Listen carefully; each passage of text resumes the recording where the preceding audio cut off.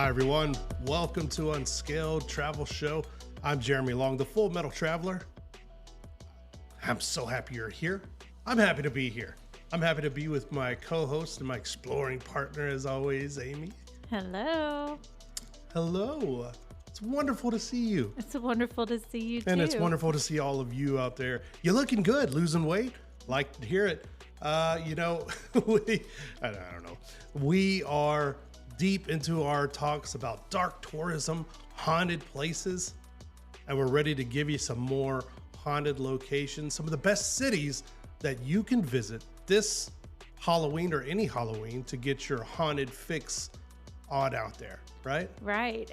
For me, every time Halloween season comes around, there's always those few cities that you think of as quintessentially Halloween. Sure. And we've never had the opportunity to visit any of these. And finally this year we did. And I was so very excited to go to what I consider the pinnacle of Halloween towns. Which one would that be? That would be Salem, Massachusetts. Oh, I hear the excitement in your voice. If you could see her face right now, she's positively bursting. I love Halloween. And when you think of Halloween towns, a lot of towns come to mind. Yep. A lot of people think Sleepy Hollow, or there's a small town in Oregon called St. Helens that the Disney movie Halloween Town was based on. Some people also think of Savannah or New Orleans, or even the town in Colorado that The Shining was based on that hotel. The Stanley Hotel. Right. Yep. But for me, when I think Halloween, I think Salem. Oh, well, that's a good point. You know, so much of our travels and so much of our, Halloween or spooky literature or darker literature, it's kind of hard to separate fact from fiction. There are factual places. There are cities with a really dark past. There are places like Savannah, Georgia, often cited as one of the most haunted cities in the United States. Then there are places like Salem, which also have, a very deep history and dark periods within that history. And then there are places kind of like Sleepy Hollow, more known for the story by Washington Irving than anything there was no headless horseman. Right. There was none of that, but the story itself made it famous. And then there were movies and things like that because it's very fun. Unfortunately, if you even go to the, Destination Sleepy Hollow or Visit Sleepy Hollow website, they're like, hey, look, the movie with Johnny Depp was shot in England. There are no locations here. We hate to disappoint people, but it's a story and, but the town. Right. Even if you don't know the history of it. It doesn't discourage people from going there. And we even looked at going there because just the entertainment value of going to these towns that really enjoy fall and Halloween and just the fun of the holiday makes it a destination. And we looked at going to Sleepy Hollow, but we ultimately had to choose between Sleepy Hollow or Salem. And for me, I chose Salem because I've always just wanted to go there. But that doesn't mean we will not go to Sleepy Hollow. My intent is for next year we visit Sleepy Hollow and we can talk about that town. Yeah. Yeah. Like you said, we set out on a mission when it came time. Like we were going to visit some of these places and we're going to get down to the nitty gritty of it. We want to hear the story. We like the fantastical parts, the spooky parts, but we also, a little bit later on the show, we're going to talk to some of the people from the Salem Witch Museum, which is not what it might seem on the surface when you hear that. Right. You would think it's all about the legend. It's all about the hauntings and stuff like that. They are actually there to put some fact along with the fiction to give you a better understanding, a clearer understanding of what actually happened. Because what actually happened in Salem is a tragedy. Right. It was basically murder. Right. A justice system, this might sound familiar, justice system failed 20 people and they lost their lives because of it. And hundreds more were imprisoned. And here you may think you know what happened in Salem. You may think you know the whole witch trials, and maybe you do to a small extent, but actually hearing all of it, seeing it in front of your eyes, definitely it's sad. And that was not, I honestly wasn't prepared for it. I thought, okay, I know what's about to happen. And then you walk out of there and it's a completely different thing. Not to diminish the fun that Salem has. They really have embraced being a Halloween town. They have a festival every single weekend of the month of October, and they encourage tourists to come there. But they do want to educate people on what actually happened, on the true dark history of their town. And we're going to get into that in just a little bit, just a couple of minutes. We're going to actually talk about their haunted happenings, which is their all month long in October celebratory thing. And it's super, super popular. But before we get into that, there's a few other places. If you have time, you're looking for some destination cities. We mentioned a few of them that have a lot of haunted offerings. And you may know some of these. Some of them are very prevalent and well known. New Orleans. New Orleans has a hugely deep haunted history, lots of ghost tours, lots of cemetery tours, tons of different things, darker tourism, which is kind of what this all fits into, that go into the voodoo and hoodoo and a dark past with slavery and all the wars that were fought over the port of New Orleans and through the city and everything, can lead to a lot of dark energy. Yeah. As our friend Cindy Keza, who joined us very recently for an episode, told us, a lot of these cities have this dark energy that just, they can't shake because, one, they're very old cities. Yeah. Two, there's just so much that happens. So places like New Orleans, places like Savannah, we just mentioned, Washington, D.C. is a very haunted experience. I've never even considered Washington, D.C. as being a spooky or haunted town. But I guess that does make sense if history is playing a part in the spookiness, in the hauntedness of a town, in the paranormal aspect of it. There would be a lot of history in D.C. A place like Pawleys Island, South Carolina. And you'll notice a lot of these are in older places, older colonial places where like Civil War battles happened. Gettysburg is said to be very haunted, lots of energy in that city. And even places that are more active and open, like Chicago, have a deep history, have a dark moments, a lot of dark moments, a great fire where a lot of people lost their lives. So anywhere you have these mass events where like a lot of people maybe died, or maybe there was, different places had malaria outbreaks and things that it's not all wars. And it's not all murders, but I guess San Francisco would kind of fit into San Francisco too. Portland, yeah. New York, maybe. I mean, New York seems to have this other vibe. But if you really start thinking about tragedies that have happened in some of these older towns, pretty much all of our major cities on each of the coast would kind of fit into dark tourism. There's a surprising number of ones that are in the middle for different reasons. Like the Shoshone Ice Caves in Idaho. Oh. Did you go there? You were not. I went to the Shoshone waterfall, and my friend John and I, we had lunch in Twin Falls and near the Shoshone Falls. Very nice little town, and that's what it appears on the surface level. All of these places, a lot of them beautiful, nice little cities. Some of them bigger cities, major cities. But they all have that undercurrent of darker energy. Yeah. And if we're talking about dark tourism, haunted tourism, that's exactly what you're looking for. Right. Especially in the, fall, October kind of months, or even if, there's a popularity growing of like darker Christmas. Dark Christmas. Dark Christmas. So, it's growing. It's great. Hey, who are we to judge? Yeah. I don't know. We do Nightmare Before Christmas. Nightmare Before Christmas is our Halloween decorations usually. Yes. Stay right here. Unscaled Travel Show. We're talking dark tourism.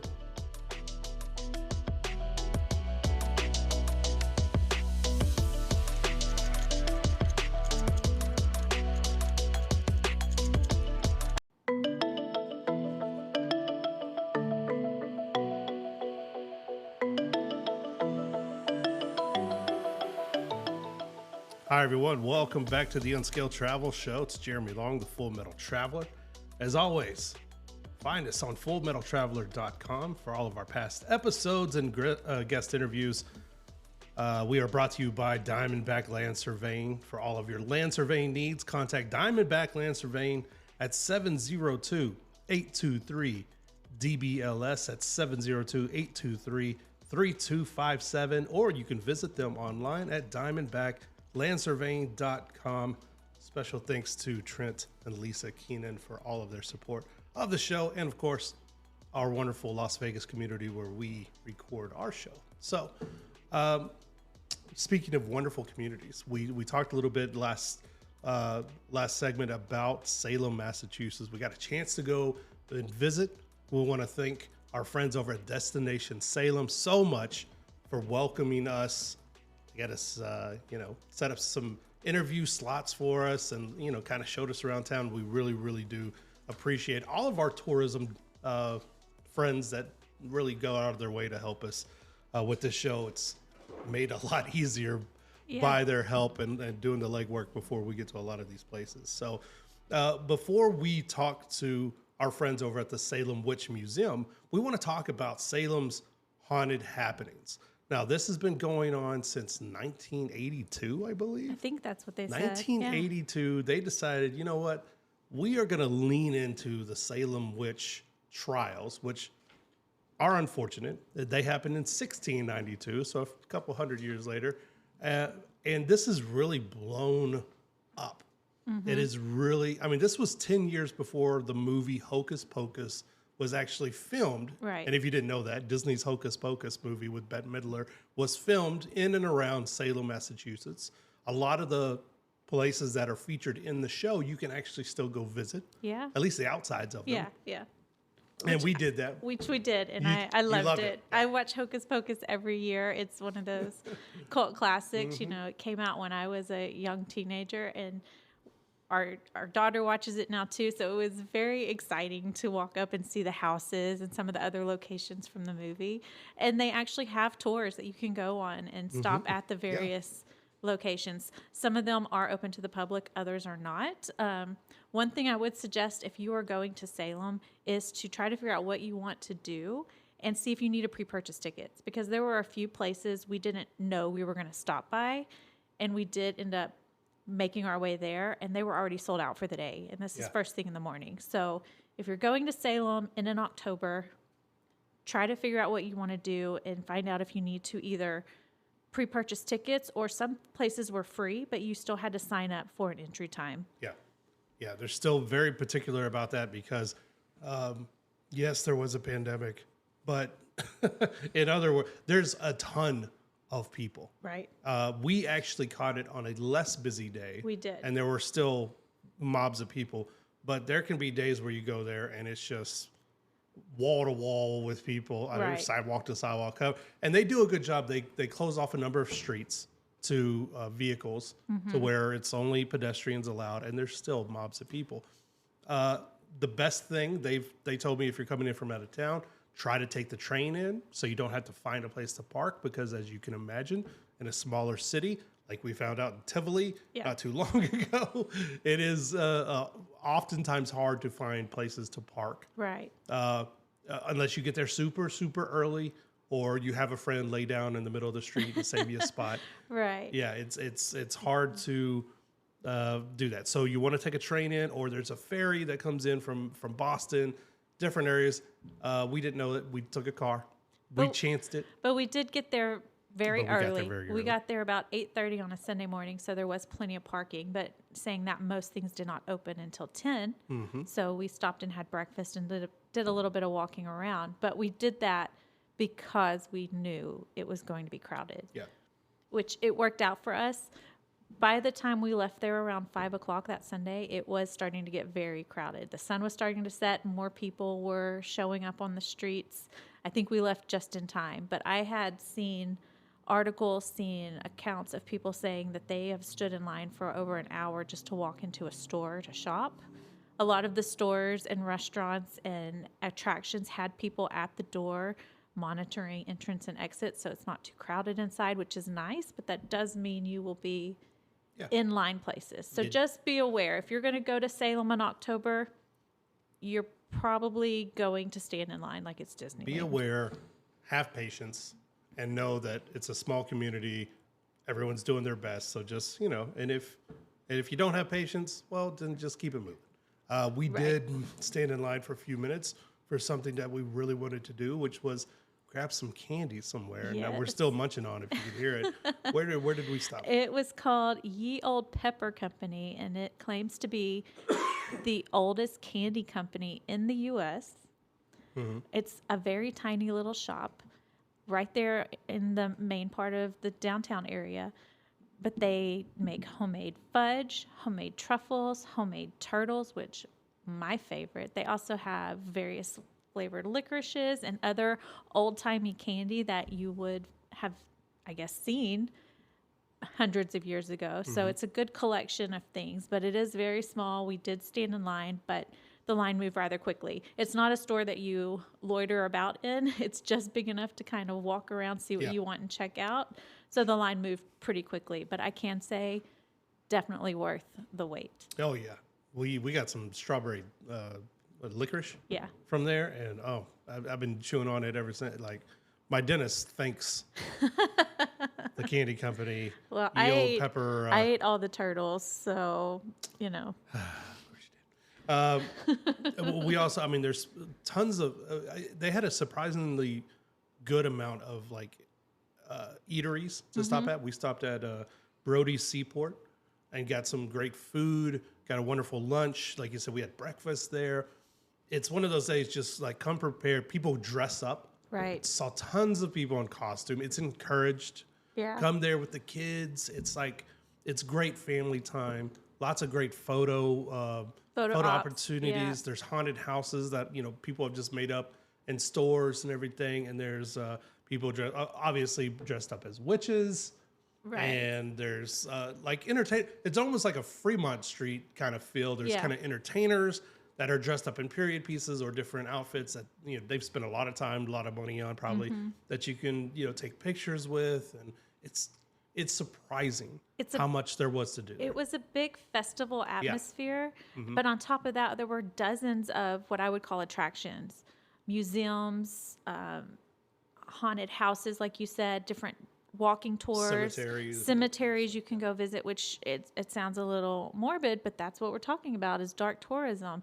And Salem kind of had a little bit of everything. And then even if you're wanting a break from that, they have a very rich history outside of the Salem witch trials. So we were able to visit a few other historical sites that, I never even thought about when I think of Salem. So it was fun. I had a really fun day there. Or even if you like Nathaniel Hawthorne. Right? He's from the area.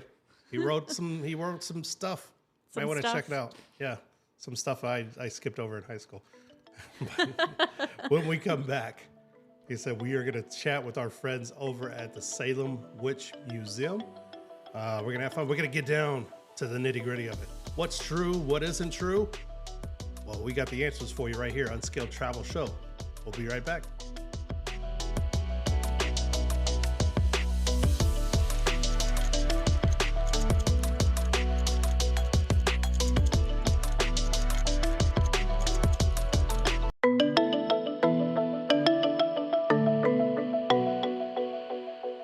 Hi, everyone. Welcome back to the Unscaled Travel Show. I'm the Full Metal Traveler, Jeremy Long, and we're here in Salem, Massachusetts, home of the famous, Salem witch trials.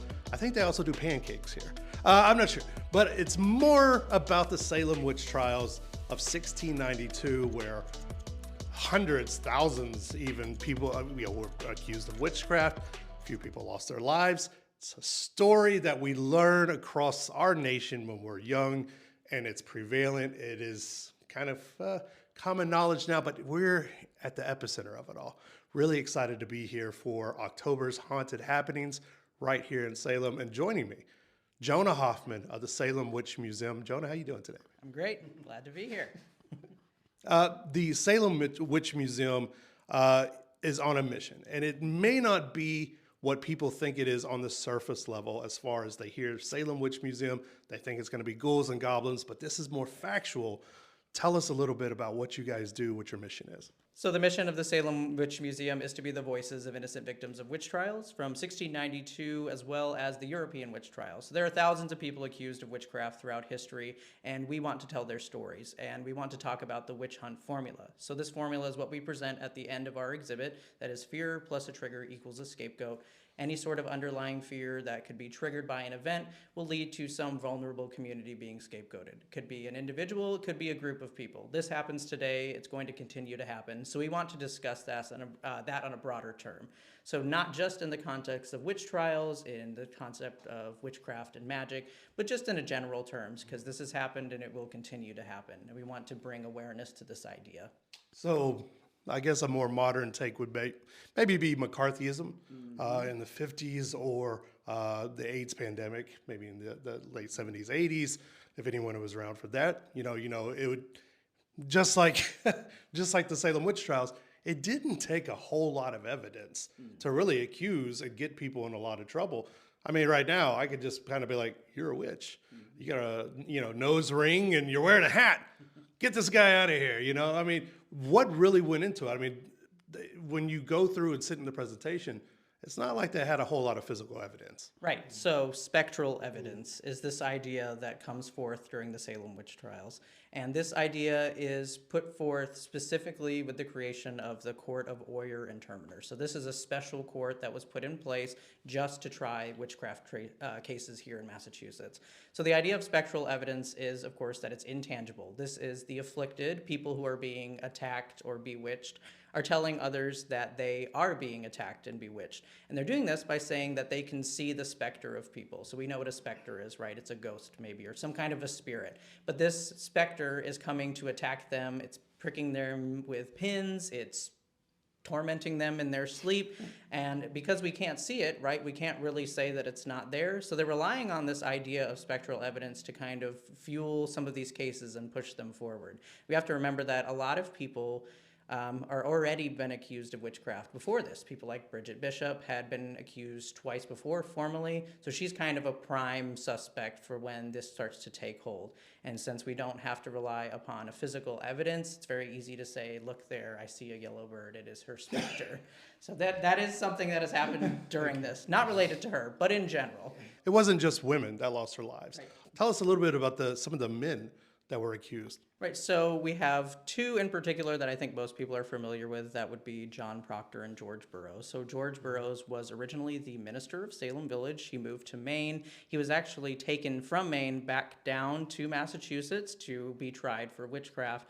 And what's interesting about him, of course, is because he is a minister. He's considered to be a very holy individual. He wasn't very well liked, obviously, at this time period when he was brought back down. But he passed a test. So we have folk tests, or things that we would think of as folk tests, that kind of determine, for at least people during this period, guilt of a person. So the prayer test was very important to Puritans. A witch supposedly was not able to recite the Lord's Prayer. They were physically incapable of doing it. On the gallows, George Burroughs recites it perfectly. Cotton Mather says, it's a trick of the devil. It don't matter. Yeah. It's a trick of the devil, and he is sent, of course, to be hanged. We have John Proctor, who was a very vocal dissenter of this. His wife is accused. She's sent to prison. He's very shortly after sent to prison after speaking out against the witch trials. And so those are just two, I think, that most people are probably very familiar with. So let's talk about Salem today. Obviously, this was a very short time in 1692, over 300 years ago. In your opinion, why do you think people are still fascinated by this? And what's the appeal? What's the draw? Because you step right outside and there's a gaggle. Gaggle, is that the best word? There's gaggles of people everywhere, or a brood. There you go. I like that one. There's broods of people everywhere, and they flock here every October. Why do you think that is? So Salem really is a destination kind of location now, and that's not just because of our association with Halloween, which of course is a modern invention. The Salem witch trials are still very pervasive, and people are interested in them, not just because we hear about them in school, right? They are very unique circumstances that take place here in American history. So witch trials as a general concept are not very unique to the history of the world. You have the European witch trials, of course. Other places in the world still will put people to death for witchcraft. We did a lecture a few months ago with witch trials taking place in Nigeria and other places in Africa. So this is very prevalent even in modern society. The Salem witch trials are hundreds of years ago, but it's important to understand that witch trials still actually take place today in a form that we would consider to be a little more closely associated with that. When people come to Salem, they think about Halloween, they think about witchcraft as fun, and witches are fun in some contexts. Popular culture, we have the Wizard of Oz, people love Harry Potter, things like that. So this kind of association is fun, it's lighthearted, but it's important to understand that there are still places that are suffering, people that are suffering from witch trials. Salem, of course, when we come here, we see that this is a unique thing in American history. There were other witch trials that took place in America, but Salem was so different because of this idea of spectral evidence, because there were these 20 people that were executed, because there was so much flair and pomp and circumstance, if you will, as this was taking place, and then the kind of abrupt end that happened after that. Of course, we have Governor Phipps in October 29th, 1692. He says that he's going to put an end to it. People still are languishing in jail, so it doesn't end when he says that it's over, basically. It still continues on. But it was such a big deal at that time period that they kind of pressed it down. This was a very embarrassing event for Massachusetts history, so this kind of languished, forgotten for a while. It's been kind of resurgencing over the years. We have in the Civil War, for example, we have people in the Confederacy that are saying, you know, the Yankees that burn the witches, and this kind of starts to come back into prevalent mind. So that's just a few examples of how this kind of has come up over the years. But when people come to Salem, they hear about it in school, they have read The Crucible, they've seen the play. Of course, Arthur Miller admits openly that this is historical fiction, but he did take the names, he did take the... Thanks a lot, Arthur Miller. So don't believe the play, everything that you hear in that. But it's true that it has a lot of relevance even today. Yeah. Even in the 50s, it's brought forward, and the idea that we see the term witch hunt still being used now. Yeah. In various contexts, because it's still happening. Witch hunts take place today, whether they be closer, like in some places like Nigeria or India, or in a different context depending on the attack of a marginalized group of people. For first-time visitors here, for the people who come to Salem, maybe they've heard the witch trials. You know, it's hard to escape here in the United States. It's probably one thing you hear about when you're very young. But for first-time visitors, what do you recommend they do? How do you suggest they experience the town? Right. So Salem has a lot of great history that is witch trials related, maritime related. One of the things that we would say, if you're coming here because you love Halloween, because you love the idea of witches, witchcraft, you're interested in that, take the time to go to the memorial, the Salem Witch Trials Memorial, which is on Charter Street. Those victims, all but Rebecca Nurse and George Jacobs, they are the only two that were fairly certain whose bodies were ever recovered. So these people that are here, they get their own kind of proper memorial. They didn't have that at the time that they were executed. So take the time to go visit the memorial, learn some information, take a trip through the cemetery and see some of the people that were associated with the trials.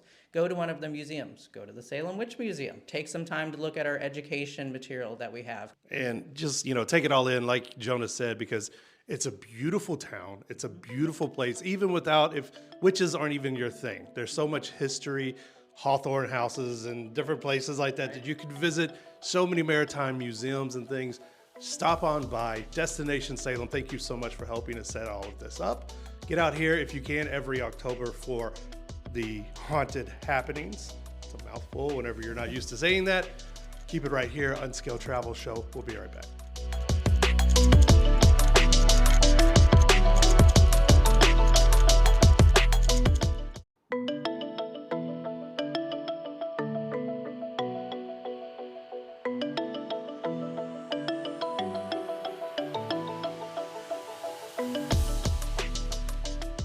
Hi everyone, welcome back to the Unscaled Travel Show. I'm Jeremy Long, the Full Metal Traveler. As always, get in contact with us at fullmetaltraveler.com. For all of our past episodes and guest interviews, you want to log on there too. Check them all out, man. We got some great stuff. We got some great stuff on the website, as always, right? As always. It's my catchphrase, as always. We're brought to you by Diamondback Land Surveying for all of your land surveying needs, whether that's here in Nevada or Arizona, California, all up and down the West Coast. Contact Diamondback Land Surveying at 702-823 DBLS at 702-823-3257, or by visiting them online at diamondbacklandsurveying.com. You know, our friends over there, they were just honored with another award to add to their list of awards from Henry's Place for all of their community outreach, for everything that they do. So Trent, Lisa, Keenan, man, they're just pillars of the community.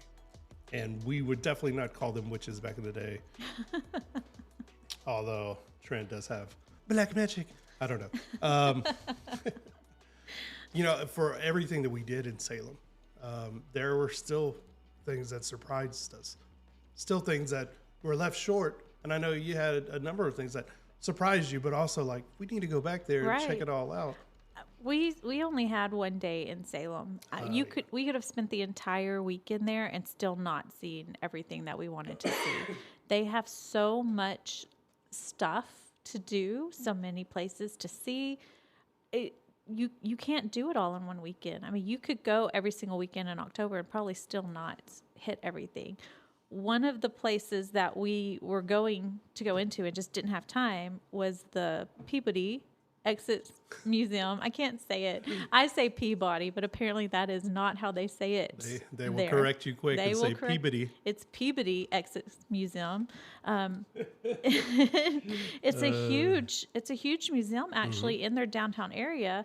But they had said that the museum doesn't usually show artifacts relating to local artifacts from around the witch trials time. But for some reason this year they had decided to have an exhibit, and they did have local artifacts on display from the time of the witch trials. And I so wanted to go in there, but our day was already packed and we just didn't make it. So I'm hoping next year they have the same exhibit and we can stop in there again. You know what I was surprised about, which it shouldn't have surprised me, but it did.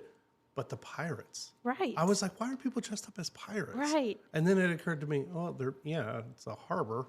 And it was a major one back in the day. You know, it still was pretty. I thought the same thing because there were so many. There was a pirate museum and there was a pirate walking tour. Yeah. And you're like, Salem is known for witches. But then you start looking around and it makes sense. Oh, right. It's a harbor. They would have had boats and pirates here too. Yeah. So you think you know Salem. You think you know it's all about witches. Yeah. And we mentioned Nathaniel Hawthorne. Right. American author, was born there. His whole family. We actually saw a number of the Hawthorne gravestones. They've kind of accumulated and put it all together, like where Nathaniel Hawthorne's, his birth house, homes that his family has owned, and different iterations and generations, and things, which is very fascinating. If you're a literary, like our daughter, she just loves and she dives into literary history and things of that nature. But also, it's New England, right? So within driving distance, or if you take the trains or anything like that, there's so much to explore. Right. There's such little time. I mean, we actually stayed in a place that we call Concord, but they call Concord. And you better get that right, or some lady will look at you really mean. But in Concord, we actually stayed at the Colonial Inn, Concord's Colonial Inn, which was built in 1716, before this was even a nation. This inn was built, and it was actually one of the.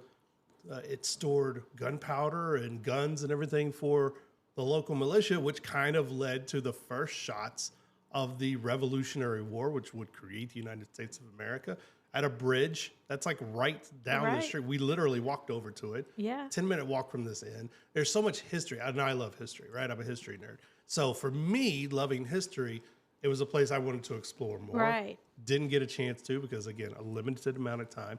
But it also comes with its own hauntings and different spooky things that, and even just like October festivals that these towns throw, that's fun for the whole family. So you could spend a countless amount of time in just the New England area, driving area, and find all of these fun things.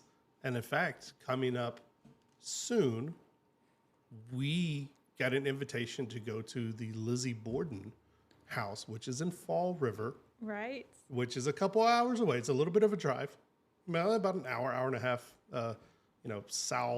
so whatever of Boston, but we got to go there and experience. But we're going to talk about that probably next episode. Maybe. And we'll do that next episode. We'll keep this one more. But I was surprised. I don't know why. Maybe, I didn't have any expectations. I just wanted to go in with just open eyes and go, okay, what's this got to offer? Because Salem and the areas around it are literally places that almost everyone has heard of. Right. Because of the witch trials. Yeah. You hear about it from a very young age. Well, and every person I told that we were going to Salem, they were all like, that is so cool. You're going to Salem during Halloween time. I wish I could go. And that was exactly what I was thinking. And I will say, too, I didn't have many expectations outside of just knowing that Salem is famous for the witch trials. But I was very pleasantly surprised with how much they had to offer. One of the things we tried to do, but it was closing when we got there, was the Pioneer Village. And it is actually one of the sites from Hocus Pocus, the Disney movie. If you remember the opening of it, they fly over this village. That's the actual Pioneer Village. The Pioneer Village was built in 1930, and it is America's first living history museum. So basically, it is an actual functional village where they have like blacksmithing and basically show you how people lived back at that time. And I so wanted to go there, but unfortunately they closed at 4:00 and we didn't have, we had too much going on before then. So that is one of the first things I want to do when we go back. Want to go back to the Pioneer Village? I want to go back to Pioneer Village and see it. If you like history, you have to go to Salem. Yeah. There's just so much there, so much to see. And that doesn't even account for the like leaf peeping that so many, that the area is famous for. Now, I'm guessing in like 2 weeks, the whole area is going to be orange and red and everything. Right. And we saw shades of it. Yeah. Not disappointed, not complaining about it. Definitely bring a raincoat. Yes. Definitely bring a jacket. As you know, it always rains on us. And every time we take rain. a trip. And it did rain. It poured at one point. We're standing in the rain outside of a scary location. It never fails. But this time we did bring an umbrella. We just left it in our luggage. We're not smart people. So we're like, but hey, we have fun. Bring an umbrella. So we've gotten to the point where we can bring an umbrella. We just didn't utilize the umbrella because, we left it in the luggage, which defeats the purpose. And I was just, I can't say enough good things about that area. I was just pleasantly surprised because I don't, I don't know what I was thinking going in. Really, I just wanted like the spooky part. That was the surface level. Let's go to this area that has this, spooky haunted history and everything. But came away with a brand new respect, a brand new, really a love for New England, the great food. The people were very nice. And it was wonderful to hear Boston accents. Oh, yeah. From someone other than Hollywood people trying to do bad Boston accents. True Boston, New England accent. And when you hear them, you're like, is somebody playing this up? And go, no, that's a beautiful Boston accent. And I'm not even going to try to replicate it because people were going to get mad at me. But I kept smiling at you going, Boston accent. Every time they took our order or, those get out, the shop's not open. Every single time, man. I just love it. So any of these areas, if you can do it, if you're looking for places, Washington, D.C., New Orleans, Salem, that whole area, Concord, Lexington, even around Plymouth and these places. We did also go down to Plymouth Rock. We did go. We saw Plymouth Rock. And we toured the Mayflower too. We did. Which is a replica of the Mayflower. Really cool experience. Yeah. I'm not a huge history person, but when you are immersed in it, it gives you a new respect for history. So tons of places you can add to your list. If you can't get to them this fall, make it a point to go out next season. Go out there, see the leaves change. It's beautiful. See immerse yourself in the history. Get a little spookiness into your diet as well. And remember to bring your umbrella. And always carry it with you. Carry your umbrella because you don't want to look like an idiot standing out in the rain, 10 o'clock at night in a hoodie.